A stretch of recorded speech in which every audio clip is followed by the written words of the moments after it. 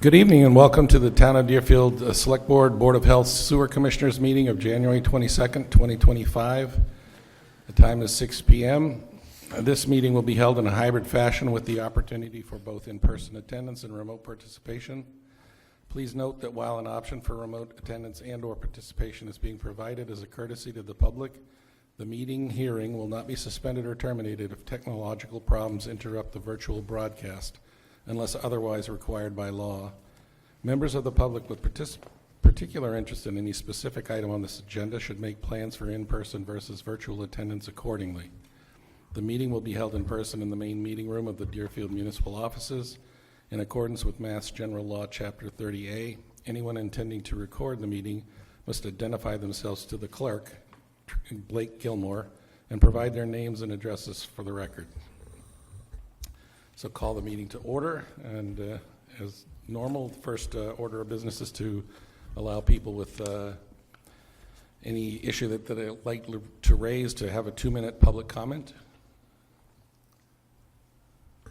Is there anyone either in person or in virtual? We'll start with Allison Masley. Welcome, Allison. Hello, welcome. Thank you for having me virtually. Sorry I can't be live in Deerfield today, but I appreciate the ability to Zoom. I know we had our treehouse informal meeting last week, and I didn't think I'd be put on the spot so quickly to try to figure out this resident pre-sale ticket goal. I forgot to mention I'm here with Treehouse, so Yep. We are in the process of getting our concert season ramped up, and apparently, for the summer that starts in January, and our very first show was announced today, which means pre-sale tickets for pigeons playing ping pong go on sale tomorrow, and we are still in the process of trying to figure out the exact best way to get resident pre-sale tickets out. I'd love to pick your guys' brain about how we can get on your public access station. But for this particular one, we do have the ability for anyone in the town of Deerfield to come to our brewery, and we will basically help you get the pre-sale tickets tomorrow and Friday. Great. If anyone is interested, and then we are working on a way of sort of figuring out an email mailing list. Maybe it's a QR code that we post up in town hall, and then we'll have available at the brewery that brings you to a survey where you can fill out your details and say, yes, I would like to be added to this list, or you can do so at the brewery itself. But Great. For Pigeons Playing Ping Pong, which is on June 2nd, it goes on pre-sale tomorrow, and we'd love to have anybody who's interested as a town of Deerfield resident come join us that day. And tickets will be available if you come into the brewery, and we'll get a system going shortly enough, but with about 3 days notice for me, I wasn't really sure how to get the message out there for you guys. Well, this other works. than that. This works. Thank you for letting us know, and for adopting the program. I know it's going to take you a couple of weeks to a month to work out the details of how this works smoothly, transparently in the future. Absolutely. And we'll work with you guys. Obviously this one snuck up on me pretty quick, but we'll work with you guys to come up with the best system, and we want to make sure anybody in Deerfield who's interested has the ability to come to our concerts. So Great. Can you say the name 3 times fast? Can you I don't think so. I could try, but it would sound terrible. see a video of it? All right. Well, all right. Well, thank you so much, Allison. Is there anything else? That is it for now. Thank you. I look forward to giving you guys updates on sort of how we're figuring out this summer concert series throughout the off season, and then through the concert season. But for now, that's all I got. All right. Appreciate it. Thank you. Have a Thank good you. night. Thanks, you warm. too. Anyone in the audience have a comment? Seeing none, I will invite our first guest, Julie Talfont from the Town Building Advisory Committee, to come up and tell us a little bit about your plan. Now, we do have an actual time on the next event, so It actually said 6:15 in the public hearing notice, so I just wanted to flag that before. So we may have to interrupt you at the... Yeah, hey Julie, if you're presenting it, then I was going to share. yeah, just mute your. I unjoined the audio, so now I'll Right. do that to you. Perfect. Okay. Welcome. Good Hi. to see you. Good to see you. So I'm chair of the Town Building Advisory Committee. We've been meeting for quite a while. One of the many topics of discussion that we've had is maintenance of town buildings, sort of writ large. Yeah. As we've discussed it, they are essentially three things we think are needed in order to really tackle the town building maintenance problem. A person, a plan, and money. Yep.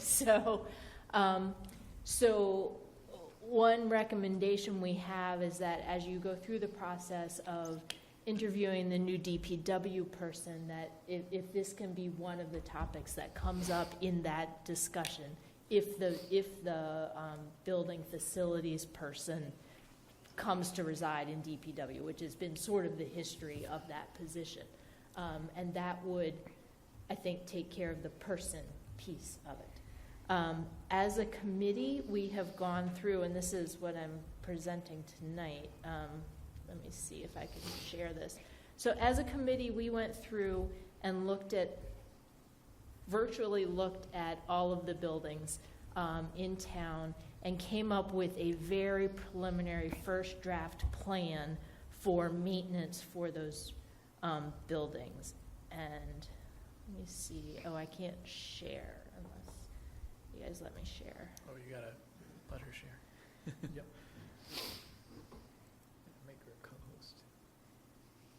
Yeah. So what we've done is come up with a plan for the buildings, and then we will, there we go, all right. Here's the maintenance schedule. You guys are seeing that? Yep. Yeah. Great. So we did this sitting in a room and discussing it, not going around and inspecting the buildings. Right. So we have some familiarity with all of the buildings, but we haven't done that inspection. And that's why this is really pretty heavy in the draft idea. So our plan is now that we've put this together is to then go around and sort of do inspections of the buildings and update this so that it has a closer reflection of reality. Yeah. So if we start down, there's a tab for each building. So Yeah. police department, meeting house, 1888 library, here's DPW building, just as an example. We looked at some things that are sort of regular maintenance that needs to be done based on the equipment that is in the building. So we need to repair cracks in the floor and inspect and repair the plumbing and, look at filters on the HVAC or whatever it is. Then we also looked at, and that gives us an annual maintenance total for each building. Again, these are pretty rough guesses. Sure. Right? This was just, Yep. we got to start somewhere. So that's where we are. Yeah, get a template. We then looked at what is the equipment that's in the building and what would be kind of a reasonable replacement schedule for that, the equipment that's in the building. So HVAC equipment, windows, the roof. The DPW building has those giant garage doors, so we'll need to Yeah. look at, upgrade of those, that kind of thing. And we just put together, okay, how often do we think that would be needed? We guessed, flat out guessed at a price for this. Again, Sure. we want to go through and refine this Get with estimates. better Yeah. data. And then we looked at how old the building is and estimated a year that this may come up. Yeah. Right, we did that for each building that we had, and then, let me see if I can. So this is a plan that looks at essentially 5 buildings at this point, right? So it's, let's see. Or is there... I'm having a little trouble driving because I don't have a map. What's my problem? Looks like there are Yeah, So, 5 tabs. yeah, there are, but there's more, right? So, Oh, there we go, there we police go, department, municipal office building. And then what we did was a roll-up of all of those. So if we look at those, these are all of the capital items that were on all of those various buildings, sorted by year. Yeah, And then if you come over here, this gives you each year sort of a dollar value that's needed for maintenance for buildings. So this is going to the Capital Improvement Planning Committee, who can take this as at least a first shot at right. planning out dollars per year. And it goes out, a ways. Great. So like I said, our plan is next to go through and do inspections of the buildings and refine this as we go forward. And just sort of, this is planned to be kind of a living document that will keep being updated. Are you going to be, and I don't know how this is set up, because this is a ad hoc committee, I mean, I think that you need to be involved in this for a few years anyways, to be able to Yeah. track what's going on and to kind of re-inspect these buildings so that there may be things that you didn't come up with this time.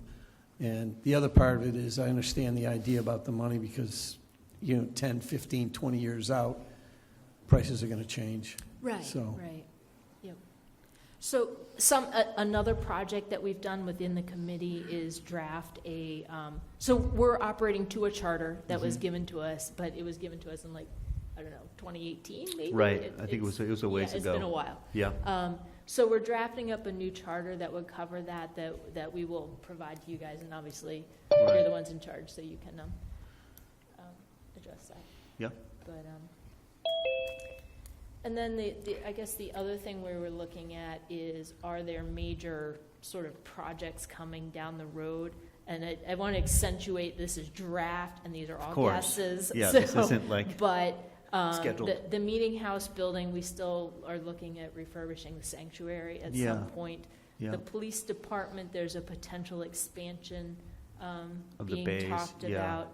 yeah. Deerfield Elementary is looking at their playground. That's coming pretty soon, I think. Yep. Franklin Tech is talking about putting either a new building or a major upgrade to that. Correct. They're coming to Finance Committee either next week or the week after. Yeah, So we'll have, I hope, more concrete yep. information about that.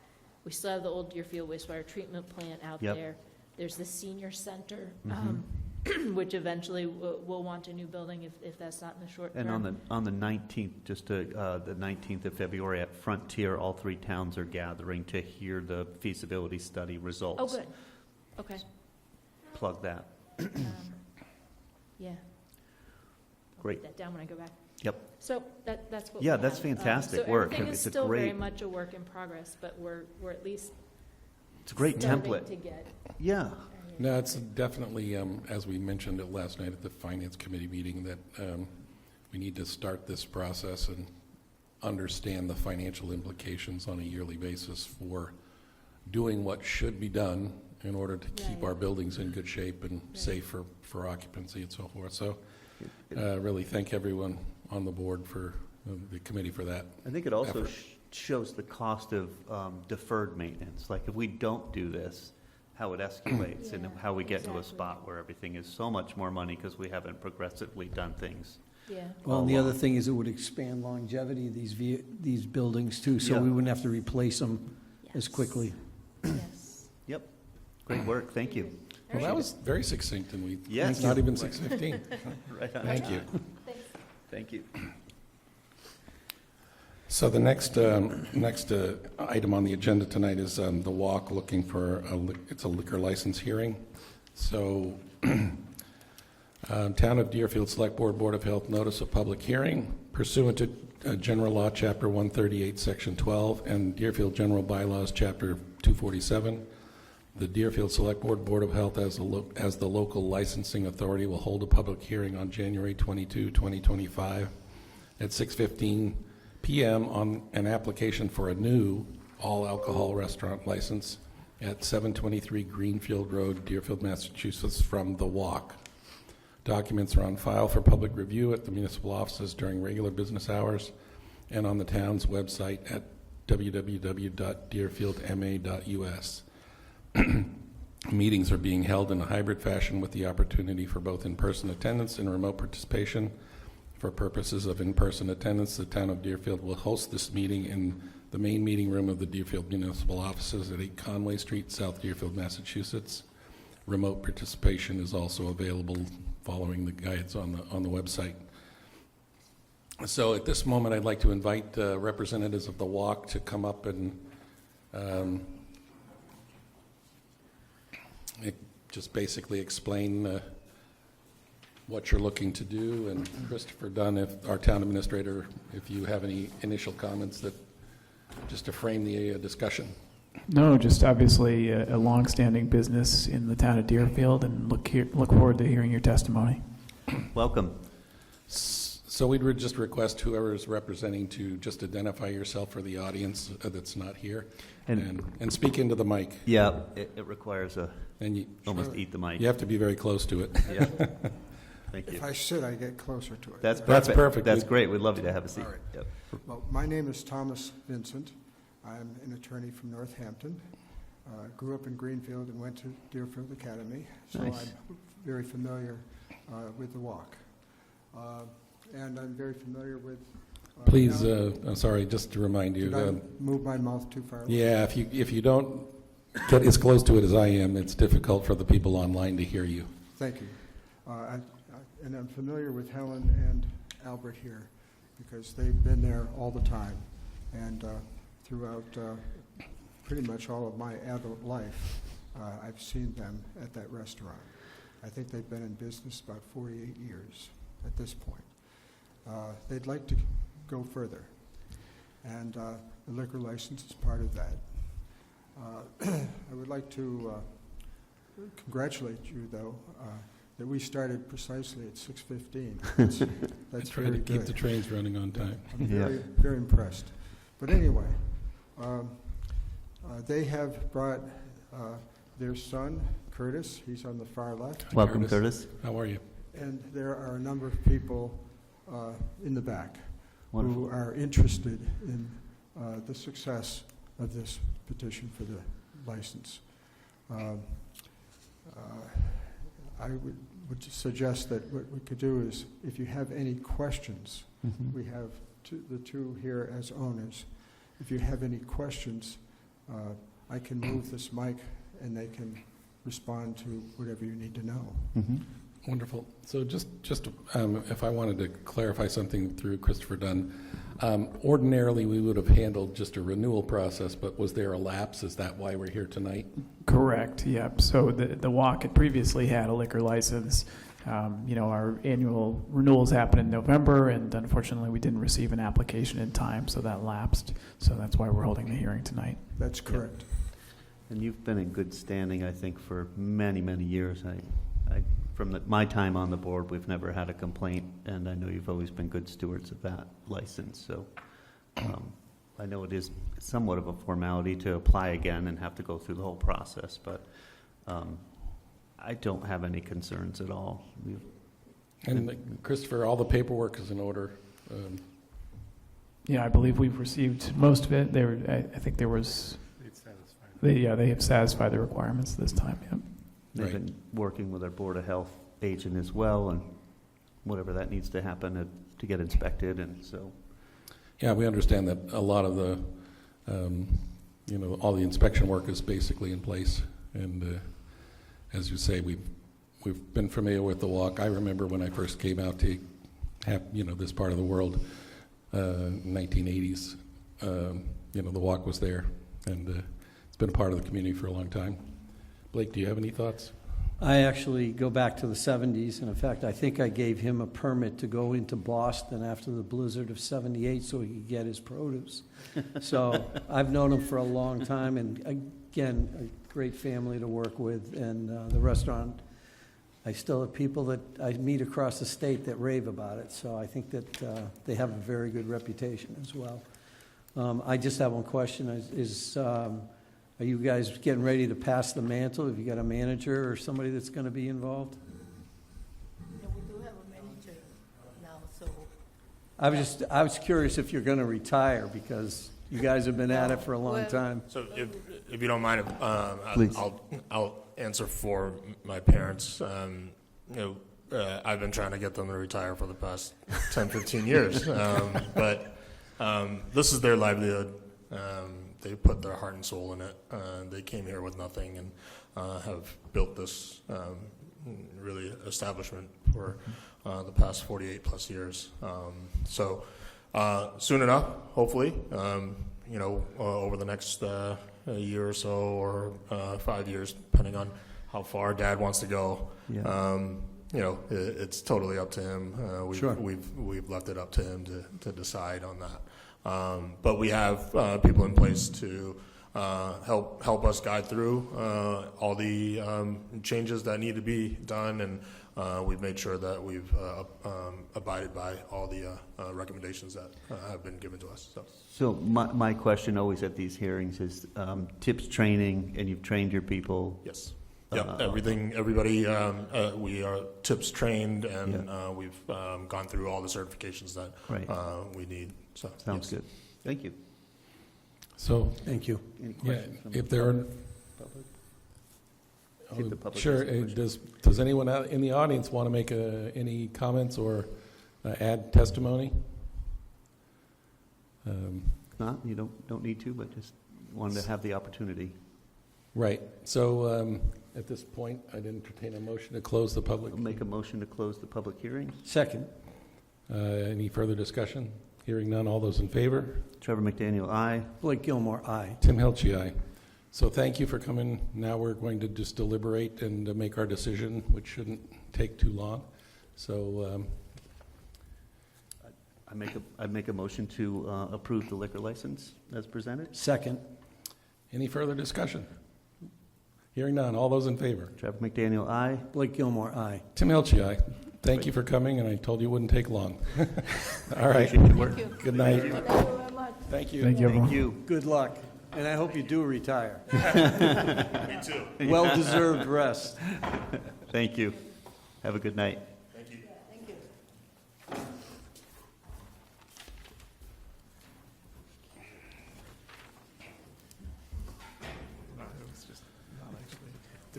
So are there any Select Board of Health announcements? Ned's on. I don't know if he has any.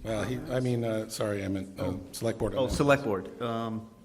No, just kind of, we're all heading out tomorrow for the MMA conference in Boston. We'll be taking classes to help reduce the cost of insurance for the town. Each workshop, several of the workshop Maya puts on gives us credits, which we use to help reduce the cost of insurance for the town. Just want to thank everyone who's leaving for coming out tonight. It's Yeah. cold, and we appreciate your attendance. Thank you. And so, every year this is a good time for us to get away and take a look at what's new, laws that have changed, any of the kind of new processes that are happening. So we're really excited to go out and work with our colleagues across the state, and we'll be able to listen to the governor's budget, get financial updates on the state. So it's an important time, and we look forward to doing that. We'll report when we get back. That's all I got. One of the benefits of this conference is that by taking specific classes that have to do with new laws, safety issues, and so forth, we get our reduction in our town insurance rates. So that's always a valuable thing, and we'll also be working on with the DOR to get some adjustments on our economy, and hopefully that will save us money and give us more money for schools. Greg Snedeker is sort of helping us with that, and Christopher Dunn. So that's it, and we're going to try and carpool to save the town money that way as well. For me, it's going to be a new experience, and I'm looking forward to it. More knowledge is better, and like I said, it's going to help the town out, so I think this is a great thing that we're doing. Yeah, I think you'll like it. And the final thing that I'll add is that we are in the mid-process of interviewing finalist planner, economic development coordinator candidates, and the final interview will be next Thursday. So hopefully we'll be able to identify a good candidate and fill out the administrative suite. And Ned, now it's over to you, Ned. welcome. Good evening, Board.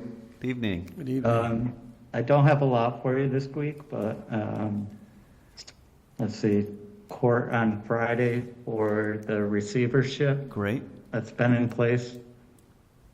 So I don't expect much to happen there. And then, let's see, the accessory dwelling ADU regulations go into effect on February 2nd, a little less than 2 weeks. There's still no clear direction on Title V, and that's the area that the Board of Health falls into. Right. So I'm trying to keep watch for something more specific on that, but Okay. so far nothing. All right. All but right. Let's see, other than that, just normal routine health department Great. goings on right now. Thank you. Thanks so much. Appreciate it. All right, anybody have any questions you. from Ned? I do not today. All right, Thank well, you, Ned. thank you, Ned. Have a Okay. good- Have a Good good night. evening. Stay warm. You too. All right, Make a so motion now, on minutes. please. All right, I'll make a motion to approve minutes, and I'll go in order here. We'll approve them all at the end. So make a motion to approve the minutes for the Select Board for January 8th, 2025, May 1st, 2024, April 24th, 2024, April 18th, 2024, April 3rd, 2024, March 27th, 2024, July 12th, 2023, July 3rd, 2023, April 5th, 2023, March 23rd, 2023, which is a joint finance committee meeting, and February 27th, 2023, which was a joint CIPC meeting, and February 13th, 2023. That's a boatload of minutes, and I'm thrilled that you guys have, Second. people have caught up, whoever's been working on that. Yeah, so Yeah. thank you for the people who have been preparing these. COVID, we can blame COVID for this. This was a side effect of COVID, and it's, I believe that we now have a checklist of the meetings where we have succeeded in approving minutes for, and I think 2024 is looking pretty good. Yeah, and Pat Martin has been pulling together that list, and definitely kudos to Alex Hirschenreiter for Yes. pulling these minutes together. It's much Huge. appreciated. I went through them all. They look good. Yep, all our names are Good job. spelled correctly. those in So if there's no further discussion, all those in favor? Trevor McDaniel, aye. Blake Gilmore, aye. Tim Hilchey, aye. Thank you. All right. Next up is discussion items, and again, I will just say that I want to thank Christopher Dunn's going to talk about this, but thank Christopher Dunn for reinvigorating the efforts around trying to revitalize Elm Street, and our recent information that we've received a $500,000 grant for that work to move forward, and so take it over. Sure. So, obviously it's been a long-standing goal of the town to revitalize South Deerfield's streetscape and sidewalks. I think conversations started back in, 2012, 2013, probably earlier than that, about, what to do. And Elm Street in particular, given that's sort of one of the main stretches of our commercial quarter, has always been a focus, and there's definitely a need there to improve the sidewalks.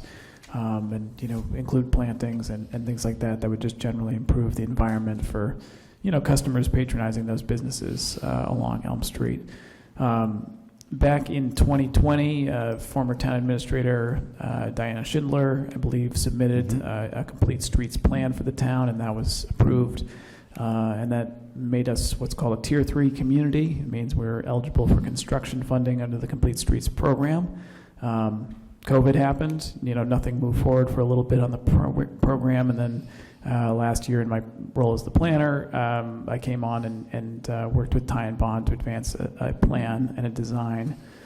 For Elm Street, we held an open house this past September for folks to review some of the preliminary designs and move forward with one in a grant application to MassDOT. And just as Tim mentioned, fortunately, we received word that we've received $500,000 in construction funding for that project.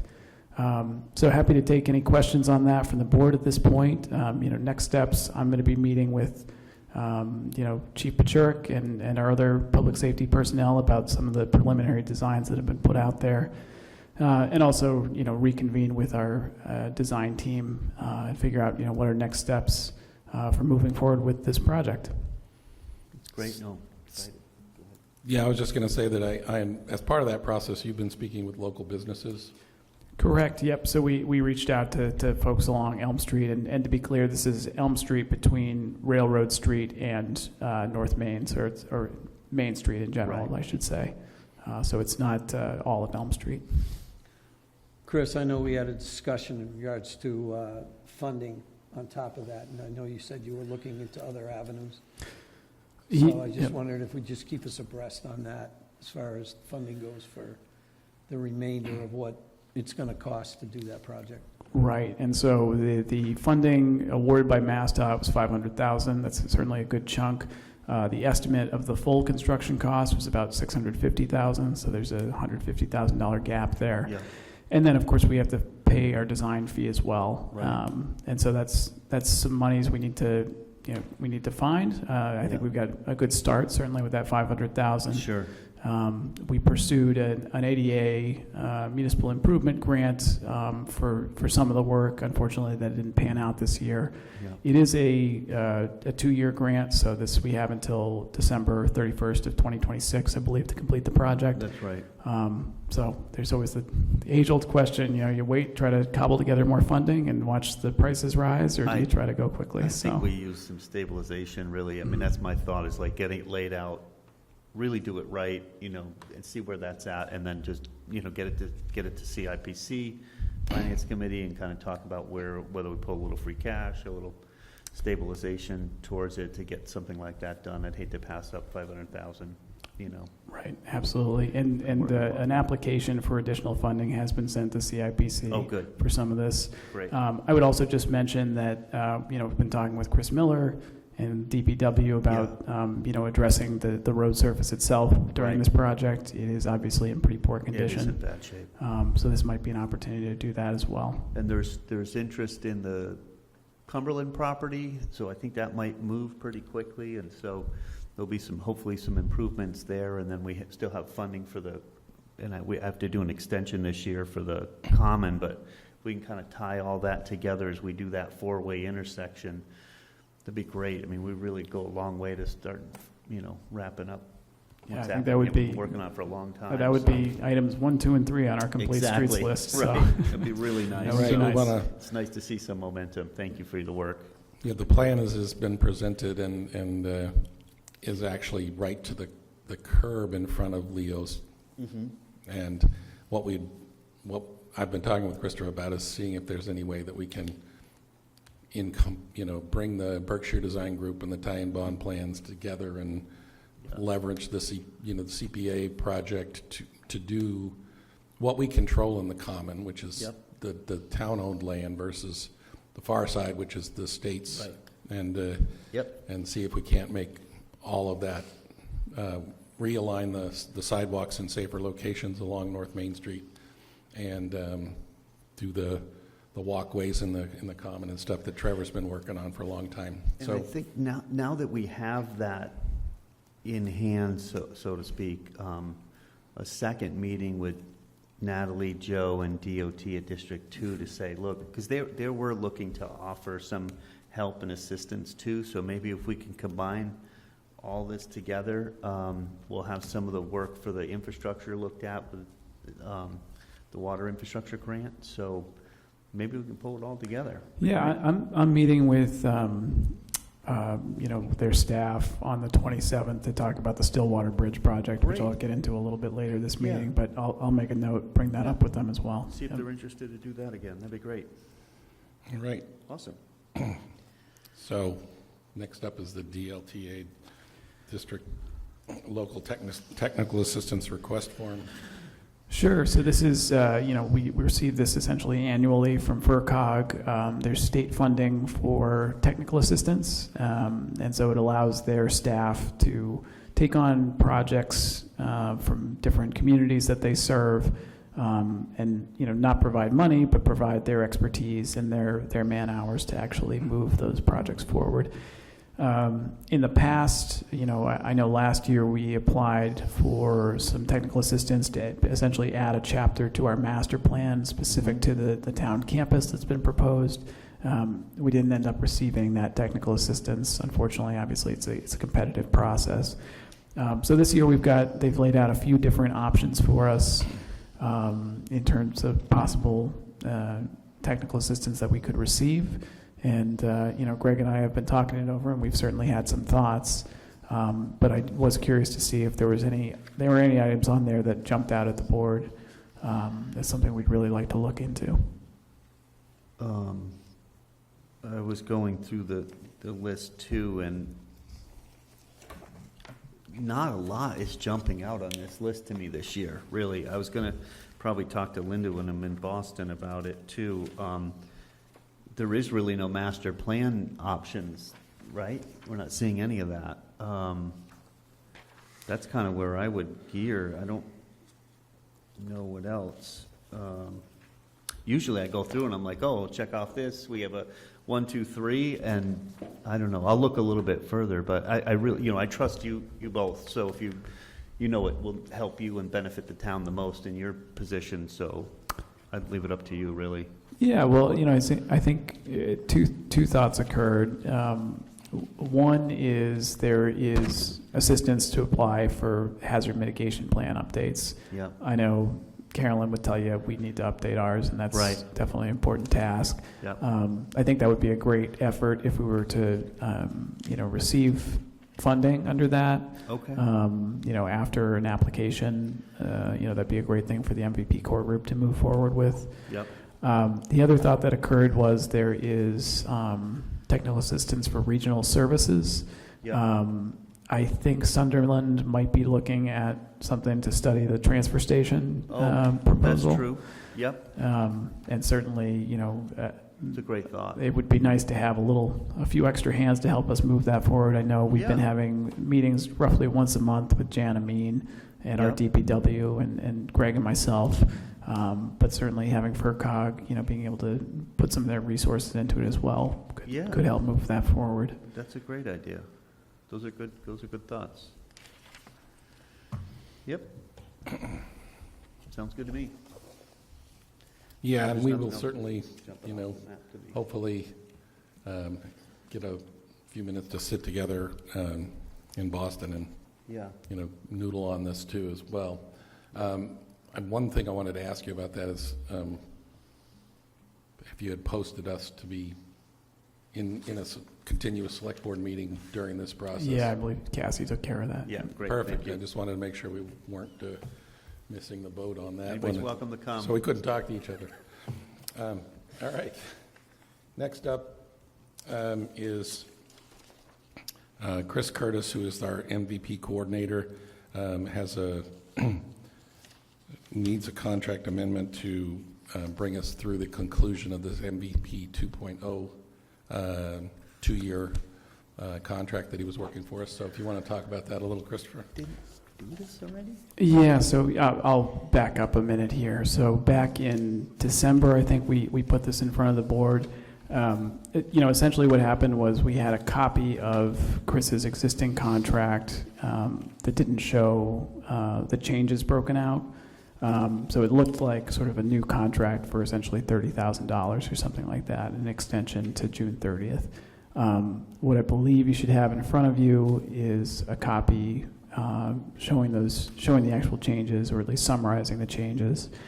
Essentially, I think it was around, I want to say $1,500, and that's, he had been talking about this with Casey. It sounds like there was just a discrepancy between, the amount applied for and then what ended up in the contract, and so it's essentially just rectifying that difference. And then the 6-month extension is really just to complete the work on those projects that have, been extended. So Greg, I don't know if you have anything else to add about Chris Curtis's contract extension, but that's, as I understand it, that's the lay of the land there. No, I think you got it covered. It was an extension that was from the previous year, and it's just looking to finish up the work from the 2024 grant. So, And this is money that's coming out of the MVP grant itself. Yeah. So that's correct. it's not coming out of the town's No. coffers. So it's 250 and 1135. Yeah, Yeah. I believe so. And it has other things in the contract language itself, but it's just. Right, but yeah. that's Yeah. the amount. Okay, So. all right, that's fine. At this point for discussion, I'll make a motion to approve the contract amendment as written and authorize the town administrator to sign on behalf of the town. I'll second the motion. All right, any discussion? Yeah, Chris, so it's 6 months and then this is completed? So this will be over Right. within 6 months? Right. Okay. I wasn't sure how this was working out. Yeah, the extension is till June 30th. And then the MVP committee, there's a 9-member committee that has farmers and young people and old people and various other representatives of the town, energy committee, open space. We're going to have to look at what we want to do and discuss with the select board moving forward. Obviously, MVP gave us $179,000 for a grant that Christopher applied for to study the Bloody Brook, and we're also using another $50,000 from our MVP 2.0 program funding to do the what we were calling alternately the Sugarloaf or Blacksmith Brook, to do hydrological studies of both of those, which are the water bodies that contribute a lot to the flooding in the downtown. So that will give us a blueprint for going out and looking at federal NRCS money, et cetera, for climate resiliency funding for culverts, et cetera. We know that there's some work to do, possibly north of Kelleher Drive and perhaps on the other side of the road from Kelleher Drive on a couple of culverts that tend to force water to back up. So, so there's a lot of potential good to come out of that program. So you want to keep taking advantage of it as much as possible. Kind of on that subject is, Fred Beck is still, pushing for that ditch on Eastern Ave to get addressed, and I think there's some discussion that needs to happen around where the problems are and, still taking down the ditch. Some people think it's blocked up other places. I think we know that it's filled in the ditch and we'd like to lower it like we've done other places, but it's a time of the year thing and it's a plan thing and it's a money thing. So we have to figure out where to get the funding to do that and a plan to do that and all. So just kind of keep that on the top of the... Wasn't that going to be done by the highway department? It was, and the ideal time where it hardened up but didn't freeze kind of would That's went gone by by. us a little Ken, fast. let's circle back to that discussion after we... Another time. If there's anything to do... No, I mean, we can do it tonight. I'm just saying, Right. we're in the middle of a motion on approving this contract, so... Oh, yeah, let's vote then. All right, Seconded. And- Want to get moving. Yeah, so if there's no further discussion on this, all those in favor? Trevor McDaniel, aye. Blake Gilmore, aye. Tim Hilchey, aye. Great, thank you. All right, so back to this discussion. Fred sent us email and... Yeah, he was asking about, the plan was to kind of tackle and dig that out this fall before it, while it got hardened, but before it got frozen. We're past that at the moment with some snow and really solid ground, so might not be the ideal time. I think Chris Miller has a different idea on how things are backing up. There's some differences of opinion on that and how that goes, but at some point we've got to figure out one, the funding. You know, one thought was to take that material and talk to there's two lots right on Cross Street that are either going to get built on or not built on, and maybe we could talk with the owners about putting the good topsoil there if they're interested in it. Maybe there's another spot they would go, but that was one thought Fred had of what we dug out of the ditch. It's good soil.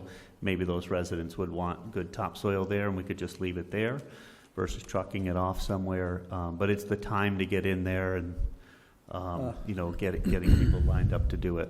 I think those two pieces were sold to contractors, so again, that might behoove us to check with those people. Yeah, because exactly. they Whoever- probably- even if they didn't put it there, they could probably use it. So. Yeah. A lot of times somebody wants some good time, and I'm sure it's good Clean fill. soil. So anyways, we should maybe pull a team together. You know, Chief has been involved with a lot of that, knows how to do it, and you may already have a plan for this, but just wanted to say. No, I would just add, I know Chris Miller has been in touch with Pete Law, this week about it. And I would just, bringing it back to MVP, we have funding for the Sugarloaf Brook watershed and addressing flooding issues there. Right. This ditch essentially feeds into that brook, which It some does. people also call the Blacksmith Brook. So I think we're going to have a public information session for that next week. And I think that's going to be an opportunity for folks like Fred to come out and talk to our engineer team. Yeah. And maybe there's a conceptual plan for that comes out of that. Right. Yeah. Get something going. Okay. It never happens as fast as everyone wants, but it No, is definitely something not. that we're moving forward to. All right. Yes, exactly. Sometimes delays work out in your favor, like the Leary lot. True. We got a lot more for our federal dollar than we would have if we'd done it 3 years ago. So, Absolutely. um, Yep. Okay. all right. Next up is a one-day liquor license for Yankee Candle. Trevor, you want to do your magic? I'll make a motion to approve the one-day liquor license for Yankee Candle Village. There's an event. Let's see, date of the event is Saturday, February 8th, 2025. It's a Valentine's Day celebration event, Valentine's shopping event from 10 to 6 p.m. at Yankee Candle Village, selling beer and wine at the Candle Emporium home store area from 12 noon to 6 p.m. Second. And they're very good about filing all their insurance forms, Yes. et cetera. So Yep. all the paperwork's in order? Yep. All right. There's no further discussion. All those in favor? Trevor McDaniel, aye. Blake Gilmore, aye. Tim Hilchey, aye. All right. Next up, have you had a chance to look at the sewer abatement, or is this just the first time you're seeing it? First time I've seen it. I'm not sure what. Can provide some Disconnected. context if Okay. needed. Yeah, that'd be great. Yeah, so this is a house on Grave Street that was actually demolished, I believe. So they're just looking to pay the bare minimum, if that's a possibility. Yeah, it was demolished as of July, and the sewer was disconnected as of that time as well. So they're Okay. looking for a full rebate. So they've had no usage, really. They just have a connection fee and a minimum usage fee, I think, right? They have the minimum usage charge of $100, and they have a service connection fee. So I think you could abate the $100, right? Because there isn't a building there, they're not collecting it, but I think every property has a connection fee, regardless of whether they're using it or not. So I'm in favor of reducing the bill to $150. Makes sense to me, but I don't know if anybody else has any thoughts on it, or want to just have a hearing on this and deal with it next time, or first reading? Yeah, I mean, I don't see an objection to what you're saying. I would have just said I guess the minimum charge is for water. Right. So since they didn't use any water as of, July, Right. it makes sense to abate that portion, and Yep. the actual service to the property, it's part of the Part of the land. agreement, and Yep. the lot gets sold, it's still got the connect. Correct. And So I would be in agreement with you, Trevor. Yeah, sounds good. So I'll make a motion to provide an abatement of $100, leaving a $150 fee for the connection fee. Second. Any further discussion? Hearing none, all those in favor? Trevor McDaniel, aye. Blake Gilmore, aye. Tim Hilchey, aye. That doesn't require a signature. Does it require a signature? Yeah. Yeah. Yes. There we are.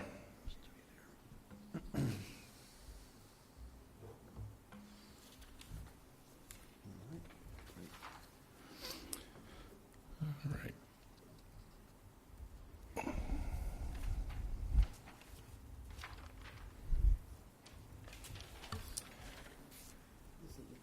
Oh, yeah, sorry. Yep. Oh, and Blake needs to sign. Yeah, he does need to He sign needs the to know bottom, that. too. All right, the next bit of business is a board committee application. There's a request to appoint Jeffrey Spencer Brown to the Historical Commission. Can you give us any context on, was there a letter of recommendation from the Historical? Sure. Jeffrey applied, and then we reached out to the commission. Ben Benson from the commission wrote back to say he's highly recommended. I understand that Jeff also then stopped by the commission's meeting on, I believe it was on Monday evening, and just had an opportunity to sit down with folks and get a feel for it. And it seems like everyone got along. So Great. they're very happy to recommend him to the commission. Yeah. Great. Historically speaking, no issues. Good. You got to say that one into the mic, Greg. So, and the rest is history. All right. It's when you get 5 or 6 guys together, you got to expect this kind of. After 7. So, Make a do we motion. make a motion? I'll make a motion to approve Jeffrey Spencer Brown to the Historical Commission. Second. Any further discussion? Hearing you for none, your all those in service. favor? Trevor McDaniel, aye. Blake Gilmore, aye. Tim Hilchey, aye, and thank you, Jeffrey, for your interest in serving on the commission. Fantastic.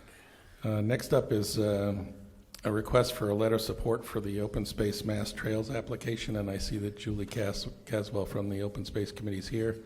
So Welcome. if you want to give us a little background information on this. Yes, good evening. This is a grant proposal that the Open Space Committee is going to be making to the Mass Trails program, and it's due February 3rd. So what we're proposing is to the total grant is for $80,000. It involves construction and rehab, really, of the Pecumtuck Ridge Trail between Hillside Road and Stage Road, and then also, so that's a construction grant, construction part of this grant. And the second component is a design feature. We've been talking to UMass Amherst about doing a all-persons trail, that's an ADA trail, around a big field down by the Connecticut River. So both of these things would be in a single application to the program, and hopefully we would be successful in getting that. So this letter is asking the Select Board's support for the grant application. Enthusiastic support, and I offer that. So, Sorry? Enthusiastic support, from what I read. Enthusiastic So, support, I yeah. completely agree. So just because I'm going to do this, I will quickly read the letter. Dear Ms. Lewis, the Deerfield Select Board is writing to express its enthusiastic support for the application of the Deerfield Open Space Committee for a Mass Trails grant for a construction and design grant for the River and Ridge Trail Complex. Total grant application is for $80,000 with $60,000 for construction of the Pecumtuck Ridge Trail, Hillside Road to Stage Road, and $20,000 for designing the adjacent Big Field Trail area. The Deerfield Community Preservation Committee has already approved recommending CPC funding to the town meeting for cost share for the committee applying to Mass Trails.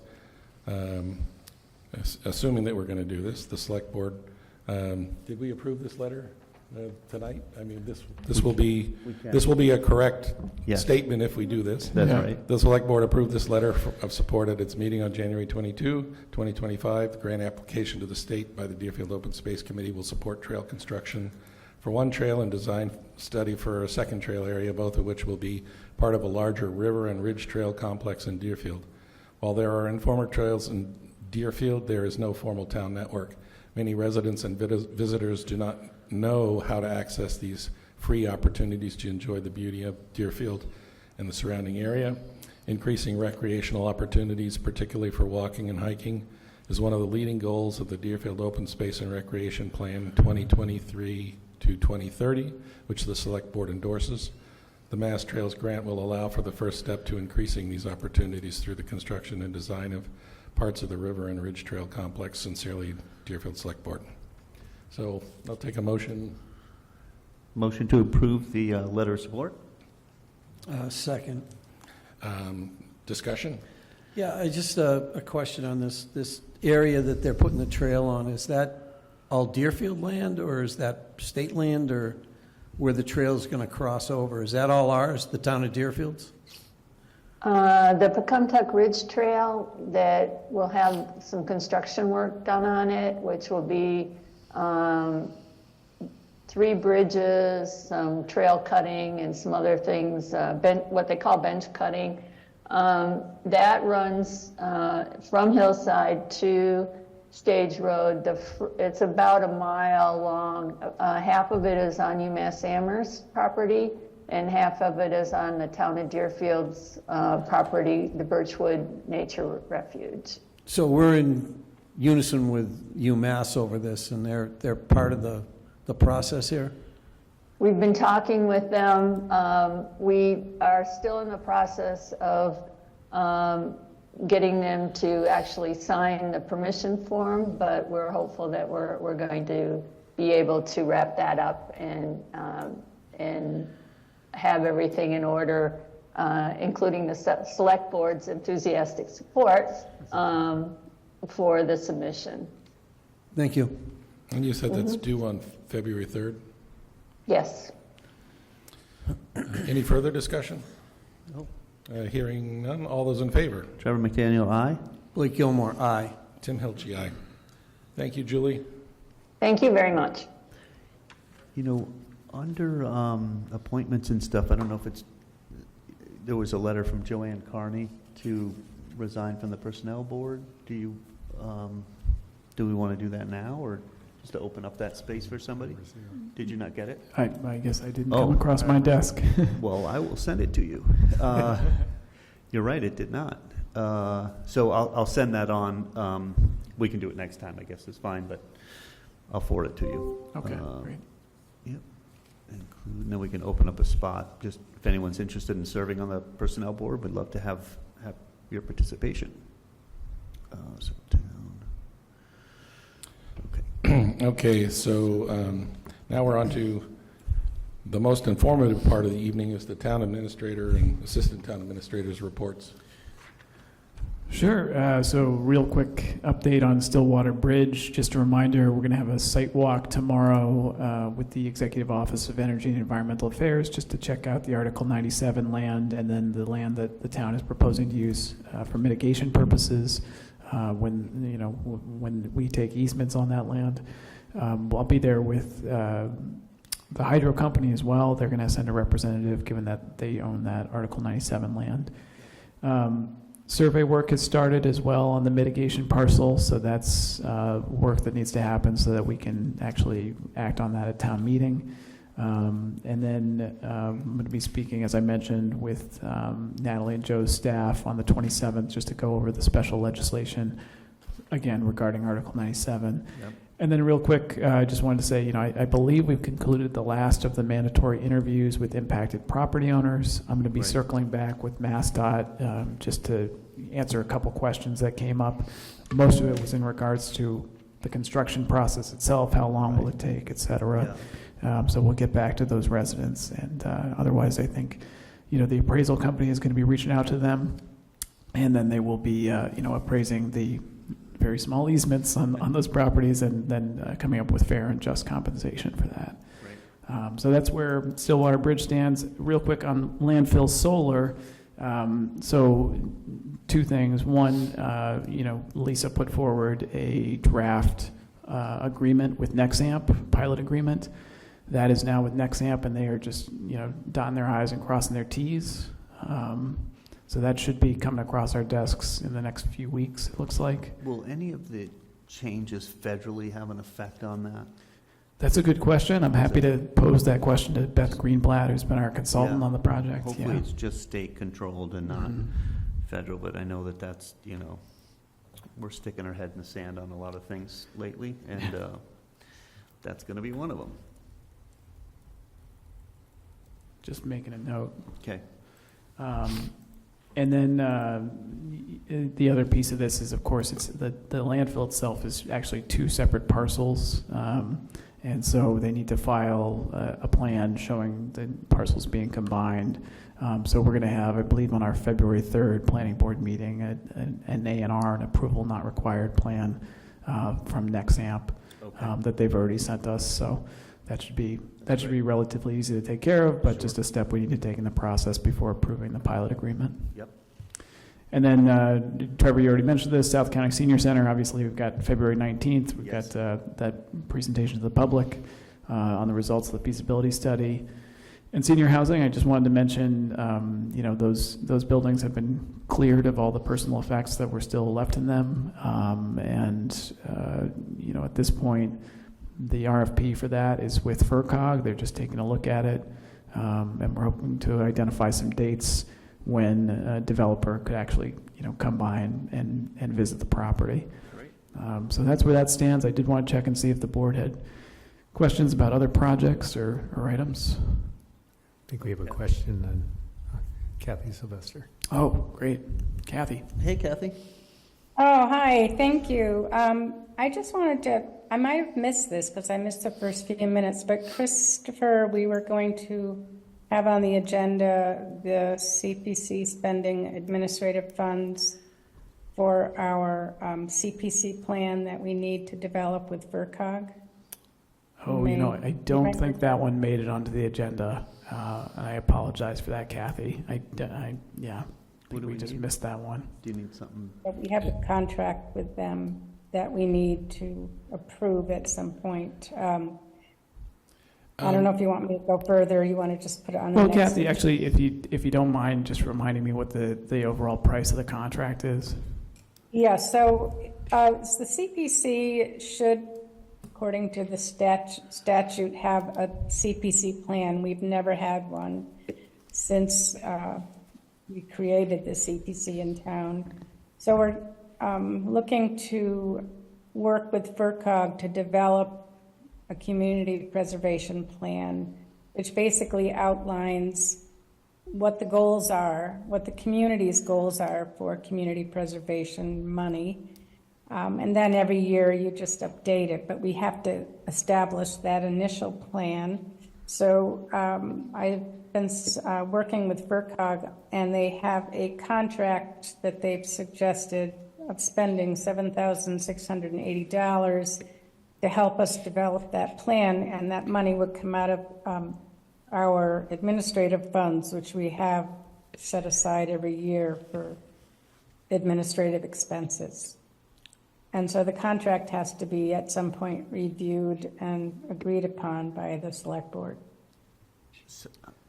I don't know. So I think, I think that's at an amount where I'm probably authorized to sign. So we've never had the plan before? Never. And we feel like $7,000, we couldn't just come up with a plan? Or what? I mean, I'm just curious what they're going to do for $7,000. We've looked at plans of other communities because we initially thought maybe we could do it ourselves, but it is quite involved, and we don't have the expertise or experience in doing it. Once we have a plan, we could probably manage to update it ourselves. Right. But it's a pretty big initial undertaking. If you look at, say, for instance, Sunderland CPC plan or other communities, it's quite involved. not something that I think volunteers have the bandwidth or expertise to develop. And it's just to guide us on what we want to spend the money on? Or guide Well- guide your group? They'll also do some, I believe, and I haven't got the whole detail, but they're going to, we'll have meetings with the community to get input, to develop a plan as to where we want to put our efforts primarily. Okay. And it's really quite involved. I see. Okay. I know that one of the things that the recent CPC members have been discovering is working with the state coalition director. There's a lot of legal nuance in some of these applications that certainly having a plan in place would be beneficial in helping you judge what's in the best interest of the town residents. Right. Instead It's of just a also whim. actually required. by Yes. the coalition. All right. Yes. Just never had it, so. Exactly. We're just trying to be in line with what we're supposed to be doing. So if it's in that range, I'm sure you could just address it, right? Yeah. Sure, yeah. Kathy will take one more look at the contract that FERCog sent over, but yeah, I think if I'm authorized to sign for those. So. Yeah, is there any Fine. chance that we could take a look at that as well? Oh, yeah, absolutely. Let me make a note. I'll send around a copy because I'm looking at it in my email here. So yeah, I'll send that around. Do you want me to send it to you, Chris, or do you have it? I've got it. Thanks, Kathy. Thank you, Okay. Kathy. Appreciate Thank it. you, Kathy. And this money is, I think, one of the first times that any of the administrative money's ever been used. So, Right. Yeah, that's true. It's just sitting there. You got to use it for. well, it goes back into the general CPC fund if they don't use it, but it seems like Right. a worthwhile to get the plan done correctly. Right. All right. And I did just real quick want to give an update on the 1888 building.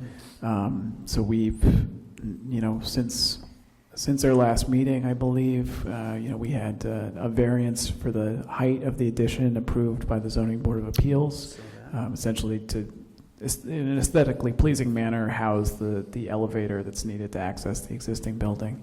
And then additionally, the site plan was approved back on the 6th by the Planning Board, and of course the Deerfield Historical Commission provided a letter of support for the project as well. So lots of community support. We are going to be sending out a little community update, I think early next week, just kind of highlighting some of those milestones. And then of course, our OPM is currently working on the hazardous material mitigation and abatement project.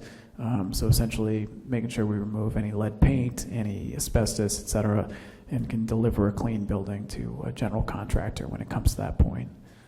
So we anticipate that coming up in February. So that'll be an item for our agenda at some point in February. Okay. Sounds good. Anything else? No, I just would add with the 1888 building that we sent out a notification to all the departments to see if there was any interest in any of the items inside. We had a little bit of interest, but Any interest from the VFW or?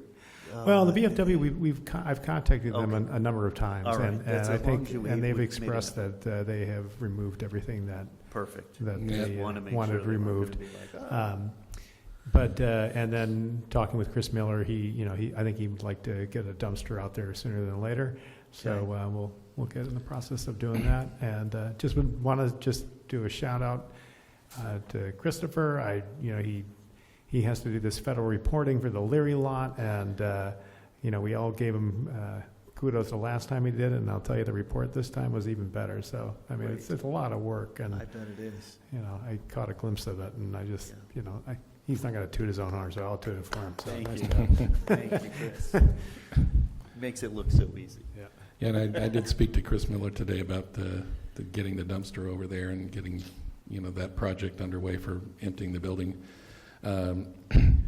There's going to be, I asked him to pull aside the Pepsi machine because I went online and I did some research, and It's they probably can worth be some money. $650 to $900. So my thought was maybe we could speak to somebody who has a concession stand through the Gables Antique. Right. And maybe we could do a consignment thing. There's Yeah. actually some people from town that are interested in that Yeah. Pepsi machine. For The other beer or thing Pepsi? The other thing I'd like to But it's see if got- we can get out of there is that bingo machine. There's a bingo machine too? It's a big one. All right. So And I there- just want to see if there's some, either a church or somebody Yeah. that might be able to use that thing. Because I mean, hate to tell you this, maybe not here, but down the Cape, bingo's a big thing. It is. Well, we're working on the popcorn machine too. We want to. Oh, yeah, the popcorn If it machine's works, gonna it end up can go over in here, here in the right? town hall. Sounds And I Ca- think know there's Cassie even, would be very. I think there's happy. even a pool table in the basement. There which is. is, Yeah, it's that not in was- great shape. No. I don't know who was ever, maybe it was the VFW, I don't know, but. And the weight of that thing would be Yeah. tough getting it out of there. I mean, it was In on the one second piece. floor, so they got it to the basement. Yeah, real quick on more serious matters, I just wanted to note that also our architect was in there last week and just marked any items of historical value that they Okay, don't good. want to be affected by the hazmat mitigation. So, Right. there's certain door frames and, Yeah. and banisters and things like that. Chalkboards, that was a big one. Right. So Right. just make sure those don't get impacted by the mitigation. Okay. Good to know. All right. All right, well, if are there any other items unanticipated? Motion to adjourn. Second. All those in favor? All right. I must jump in the gun, sorry. Oh, you're all right. All those in favor? Yeah, Trevor McDaniel, yes, please. Blake Gilmore, aye. Tim Hilchey, aye, and just want to invite everyone to our next regular meeting on February 5th. So thank you for coming. Have a good weekend.